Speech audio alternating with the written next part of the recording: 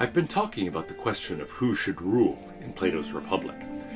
His answer, in detail beyond what we've said at the very end of Book 3, occupies most of 4, 5, 6, and 7.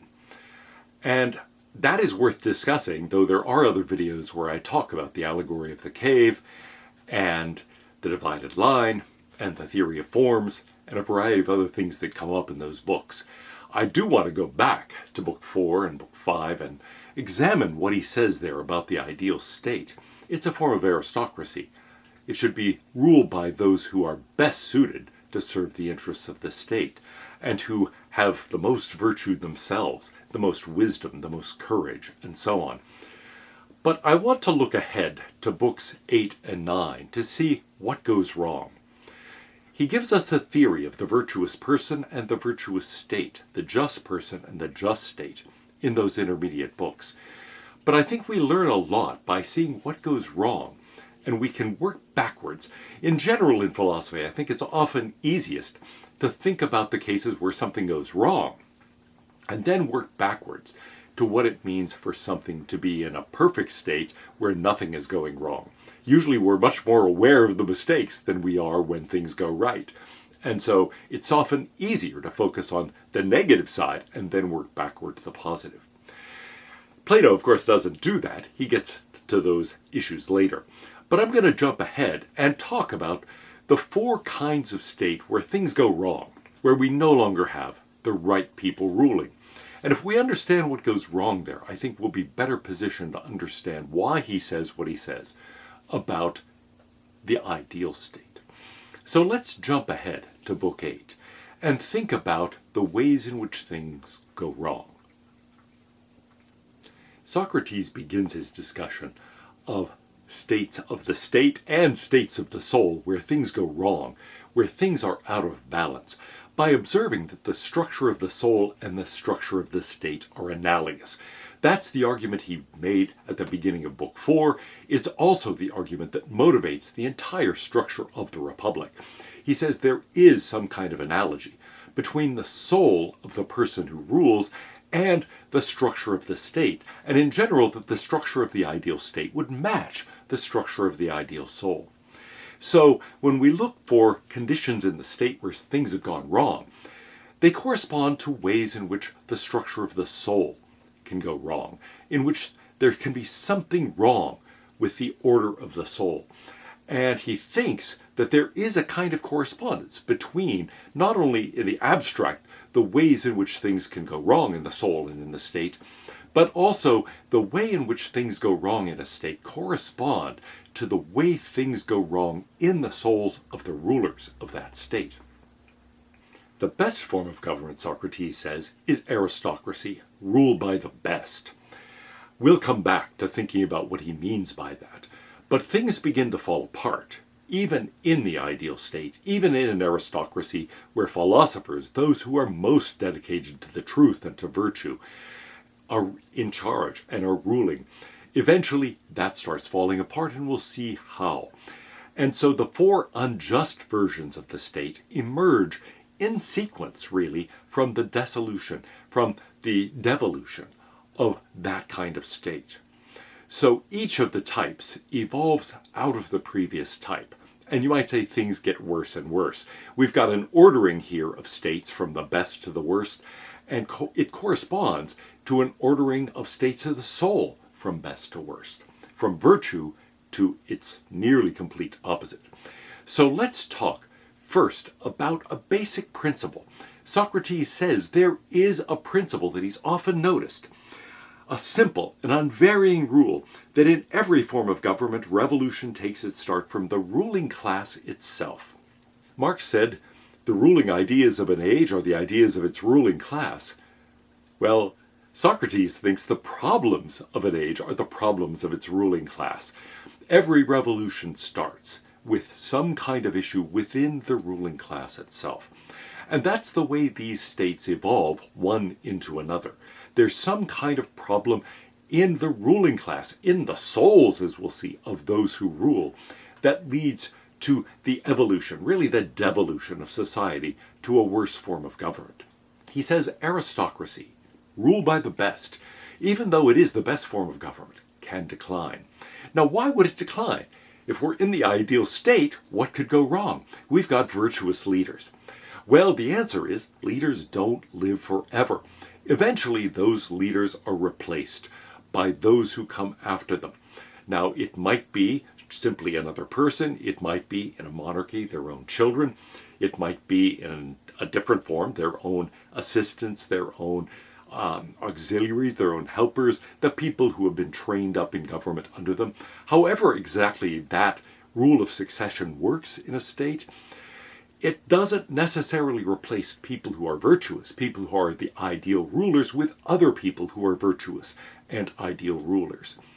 And what happens gradually is that the virtues the initial group has, if it's possible to have an aristocracy at all that is really ruled by the best, it doesn't last, because those leaders, just through mortality, have to step aside and be replaced by other leaders. And it's very, very difficult to sustain the quality of leadership in any organization, let alone in a state at large. So he says there is a tendency for even the best rulers, the best leaders, to be replaced by people not quite as good. And they tend to be replaced by people not quite as good, not quite as virtuous. And so the result of all that is a gradual decline from that ideal state, that ideal aristocracy, into another form. How does it happen? It is difficult to pass on a civilization from one generation to the next. And what often happens is that the next generation is not quite as well educated, is not quite as capable as the generation who came before. Especially if that generation is really remarkable. If they are, in some sense, the greatest generation. If they are ideal rulers, ideal people, truly virtuous, highly skilled, full of wisdom. It's very hard to transmit that to the next generation. Often the people of the next generation are not quite as virtuous, not quite as skilled, not quite as capable, not as well educated. And so their level of knowledge is not quite what the previous generations had been. By the time people get to my age, they often feel as if things are going downhill. Well, what if they're always right, or at least almost always right? That is a general picture of decline that is rather frightening, but I think Plato is feeling that in the Republic. He says often one generation tries to pass on a civilization to the next generation and doesn't fully succeed. They're not quite as educated, not quite as good, not quite as virtuous. And to some extent this may happen simply because that earlier generation establishes an ideal state. The next generation takes too many things for granted, doesn't recognize how much work it took, how much effort, how much self-control it took in order to establish that ideal state and an ideal state of the soul. The result of all that is a gradual decline. And so if that's a depressing story, Plato says it's all too realistic. Now, one generation may well pass on things so that the next generation is as fully capable, but that is not going to happen every single time. So over time, there is going to be a kind of decline, a decline of virtue in the state and a decline of virtue in the soul. Now, how more specifically does it happen? Well, partly we've got a state, in the ideal state, where the guardians, those who are the most virtuous, are ruling. And we've said there have to be strict controls on their acquisition of wealth, of material things, because that will distract them from focusing on the good of the state. But it's very hard to maintain that kind of limit. It's going to break down. The guardians, recognizing that they're highly capable, are going to be seeking rewards for that, including material rewards. They're going to seek wealth. Moreover, the wealthy are going to see that they have a huge amount of power in an economic sense, but they don't have much political power. They're going to seek political power. So basically, the rich are going to try to rule, and the rulers are going to try to become rich. And that is going to apply pressure. In addition to this general worry about passing on a full set of wisdom, a full set of skills and virtue to the next generation, it's going to have a pressure that is actually going to push people away from that ideal of virtue. The powerful are going to try to become rich, and the rich are going to try to become powerful. And eventually, that separation between those groups is going to start to break down. What's the result of all that? There is something that ties both the powerful seeking wealth and the wealthy seeking power together. And that is a love of honor. They want the esteem, they want the acclamation of the public. They are looking for approval, maybe of the people at large, maybe of other people of their class. Maybe the rich are looking for approval by the guardians, by those with political power, and the guardians are looking for approval by the wealthy.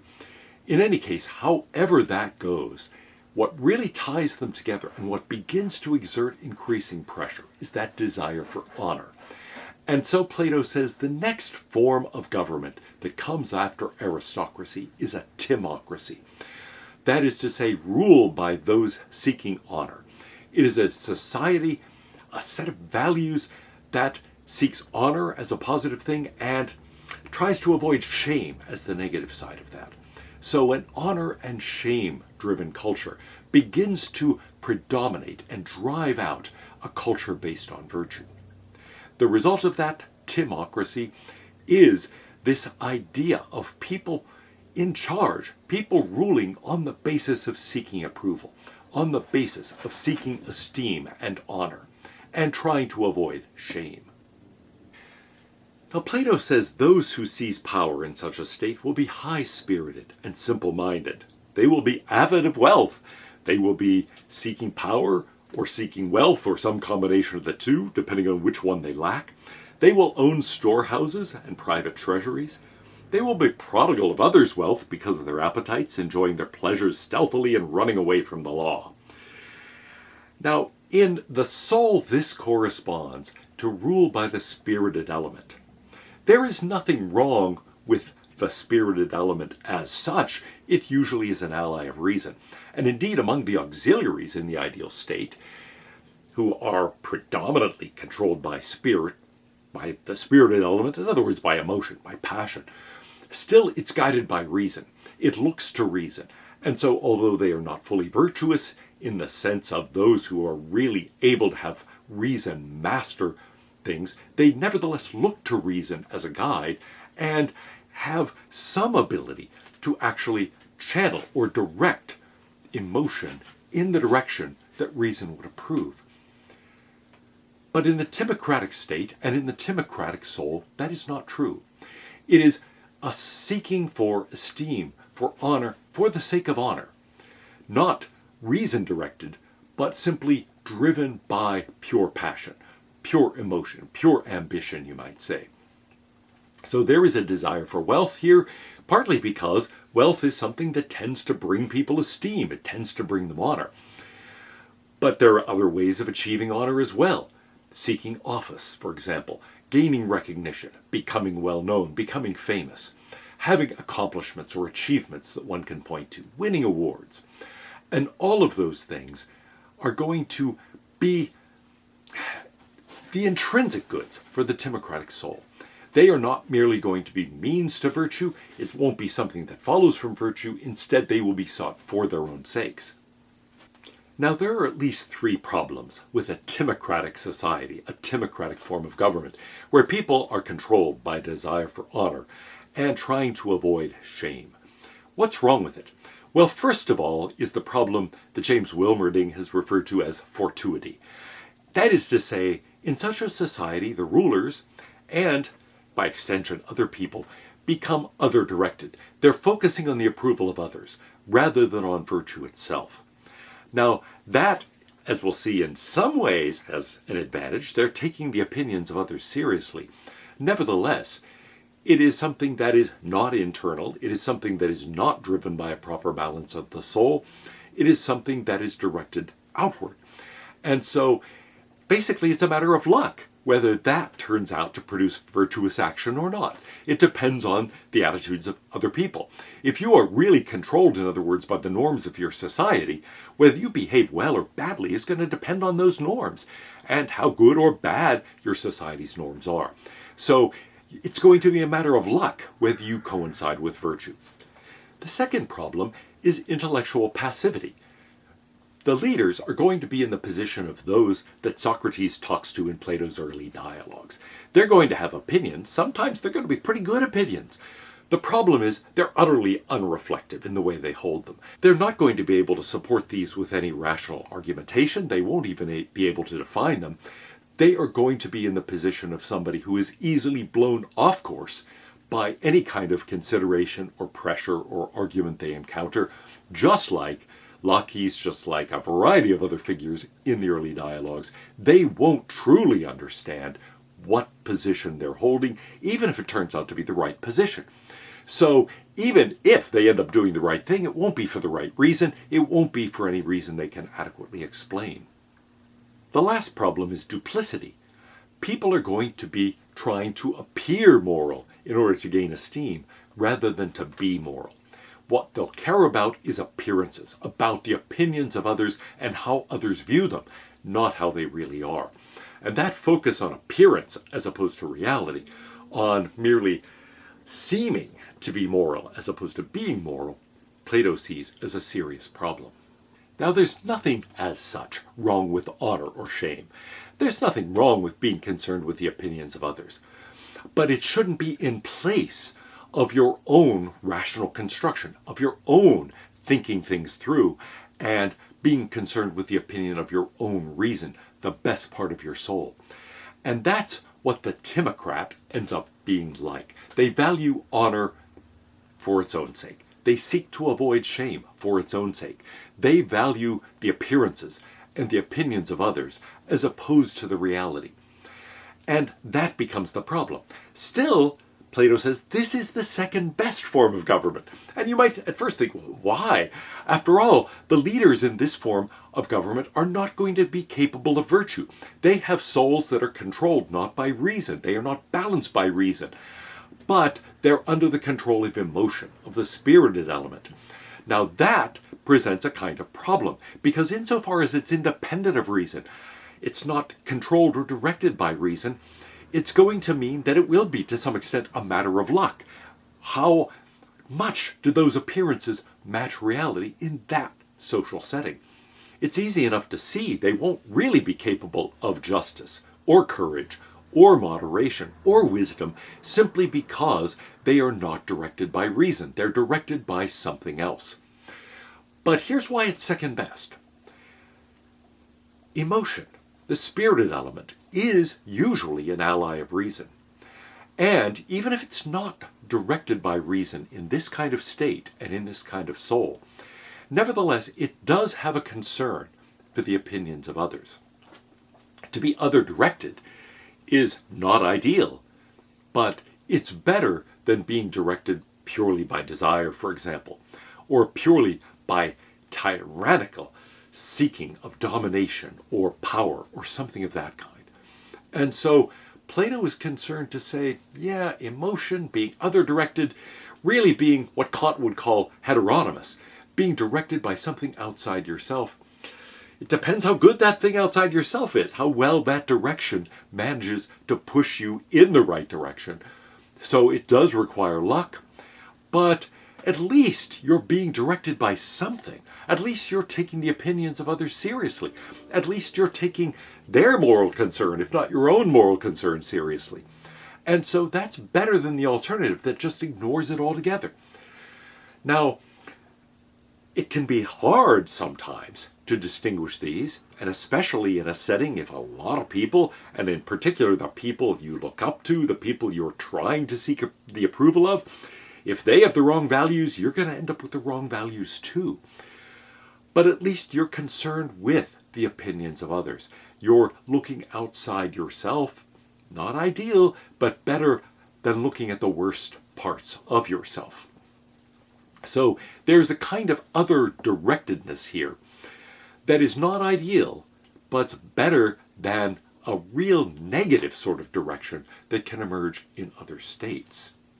Heteronomy, in short, is not as good as autonomy, but it's better than nothing.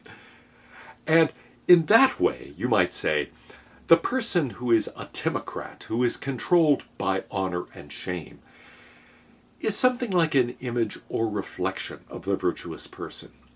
in the sense that they are directed outward, just as an image in a mirror, for example, or an image in a photograph is not the real thing, but nevertheless reflects the real thing. So, such a soul can be a reflection of virtue if they look outside to something that turns out to actually be virtuous. So, in a virtuous society, the Timocrat actually does a pretty good job. Why? They don't really have this internalized. They aren't really controlled by virtue. Reason is not really directing what they do, but they look to others, and some of those perhaps are directed by reason. Some of those people are virtuous. So they may be a reflection of virtue, even if they are not virtuous themselves. And as we'll see as we move on to other types of society and other types of soul, that's actually much better than not being directed by reason at all. Being, well, as it were, driven by a reflection of virtue is better than being without virtue.